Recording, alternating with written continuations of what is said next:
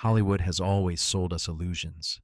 The hero on screen looks brave, strong, and unshakable, but most of the time, it's just an act. Yet during the golden age of cinema, a shocking number of movie stars didn't have to pretend. They knew exactly what it meant to face life or death. They had seen combat, taken lives, and carried scars, both visible and invisible, into the studio lights. These men weren't just trained to entertain. They were trained killers. What you're about to hear will forever change the way you see some of Hollywood's most beloved stars.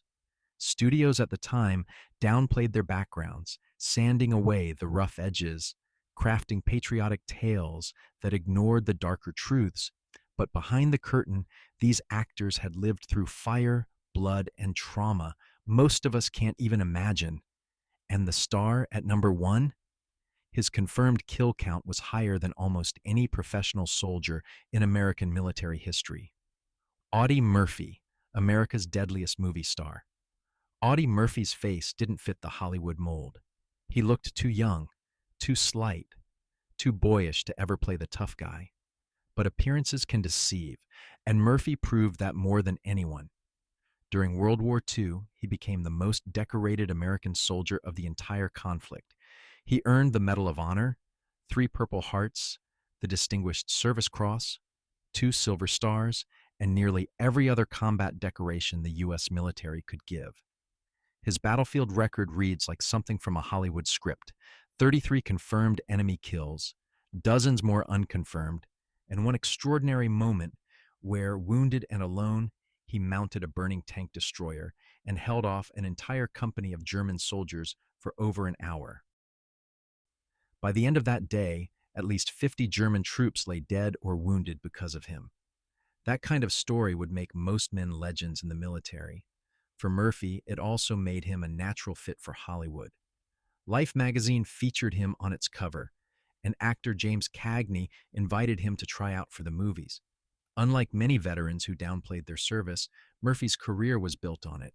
He even starred in To Hell and Back, the film adaptation of his own autobiography. But what the public didn't see was the price he paid. Today, we'd call it PTSD. He slept with a loaded pistol under his pillow, suffered from relentless nightmares, and developed a gambling addiction. His second wife revealed that he once held her at gunpoint during a terrifying flashback. The 1,000-yard stare audiences noticed in his performances wasn't acting, it was real. He carried his war with him into every role.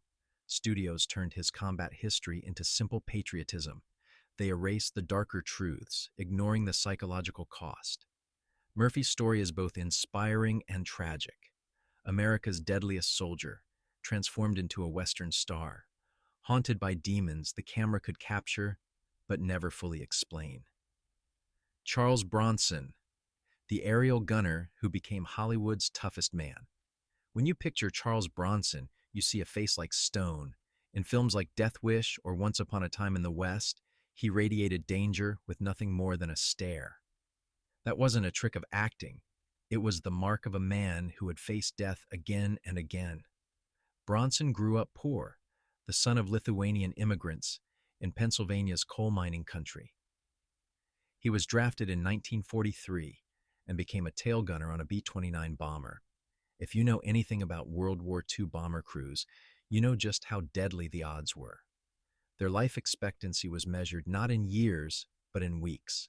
Sitting isolated in the tail, Bronson's job was to fire a .50 caliber machine gun at enemy fighters trying to bring his bomber down. He was literally the last line of defense. He survived 25 combat missions over Nazi-occupied Europe. Each one could have been his last, and it left its mark. Later, when asked about his tough guy persona, Bronson admitted, "When you've seen real violence up close, it stays with you." Directors noticed it too. Sergio Leone once said Bronson had a face that looked like it had seen everything, and you can't fake that. His minimal dialogue, his comfort with silence, and his piercing gaze all came from reality. When he played killers or quiet men of violence, audiences believed it because he wasn't pretending. He'd already lived it. Lee Marvin, the Marine sniper, who brought violence to life.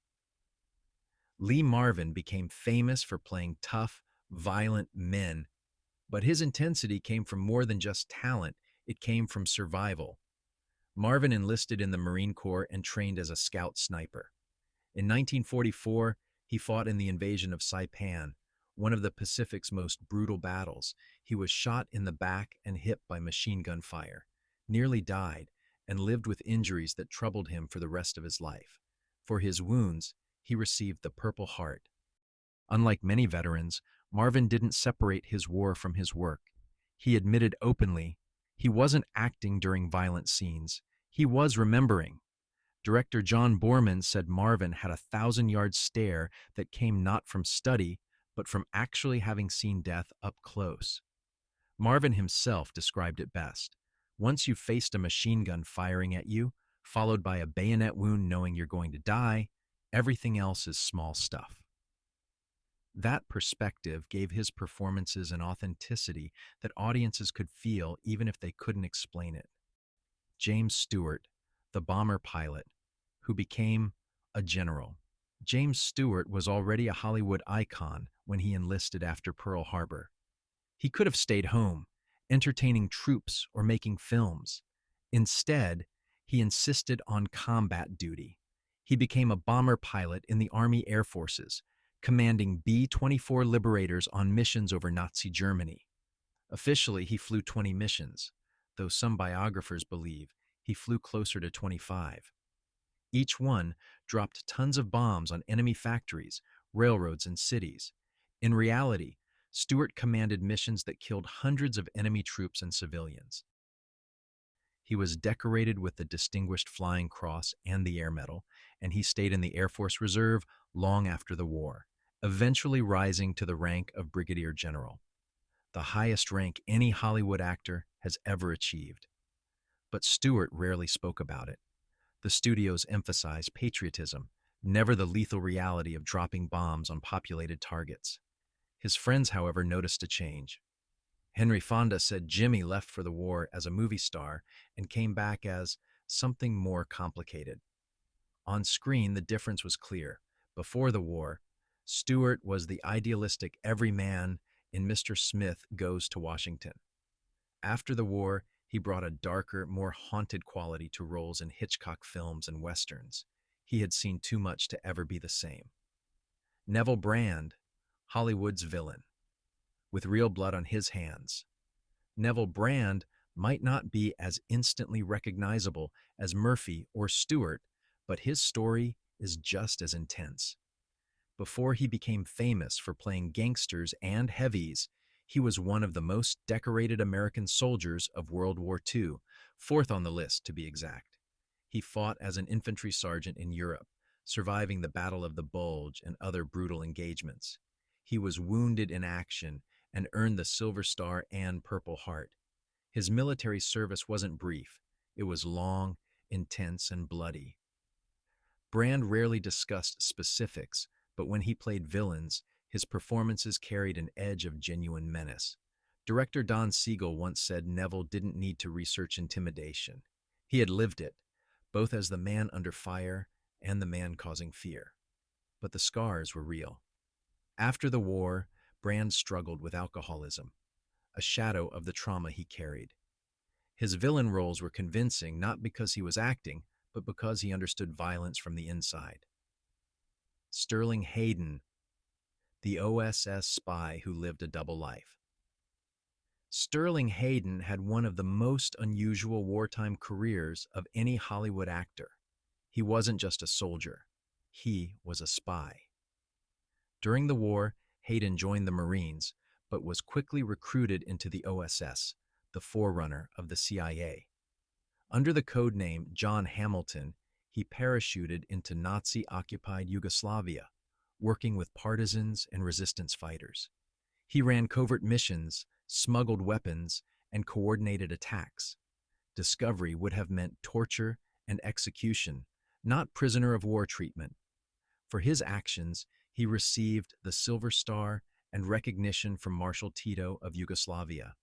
But when he returned to Hollywood, his OSS work remained classified.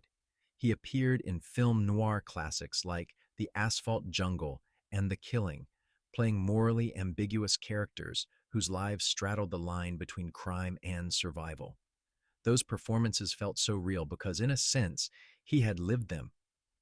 Later, in his autobiography Wanderer, Hayden admitted the psychological toll of living undercover, never knowing who to trust. That experience bled into his acting, giving him an authenticity no script could teach. The rest of the Warriors, not every Golden Age star had the same kind of combat record, but many still faced life-changing moments of danger. Robert Ryan served as a Marine drill instructor, training hundreds of men for combat.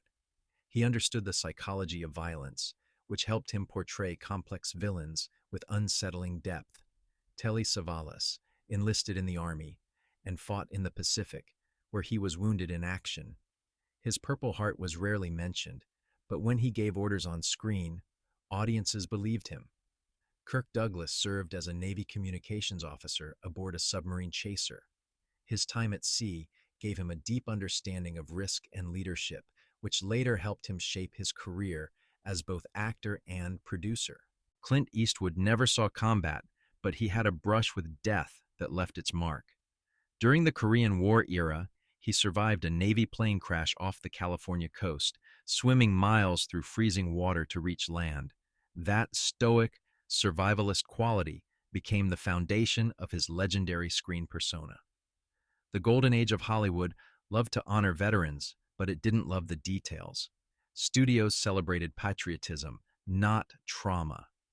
They praised service while bearing the memories of kill counts, close quarters combat, or the nightmares that followed men home. But the truth leaked through the screen. Audie Murphy's haunted eyes, Lee Marvin's quiet intensity, Charles Bronson's deadly stare, James Stewart's shadowed depth. These weren't just performances.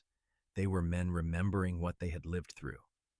As director Samuel Fuller, himself a combat veteran turned filmmaker, once said, "The camera detects truth like a lie detector."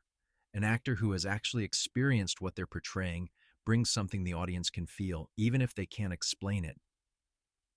In an industry built on illusion, these men brought something real, the memory of survival.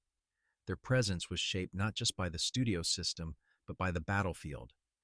And it changed Hollywood forever. So which of these stories surprised you the most? Did you ever suspect that behind the smiling faces and heroic roles were men who had once lived as trained killers? Let us know in the comments, and don't forget to subscribe for more untold Hollywood histories.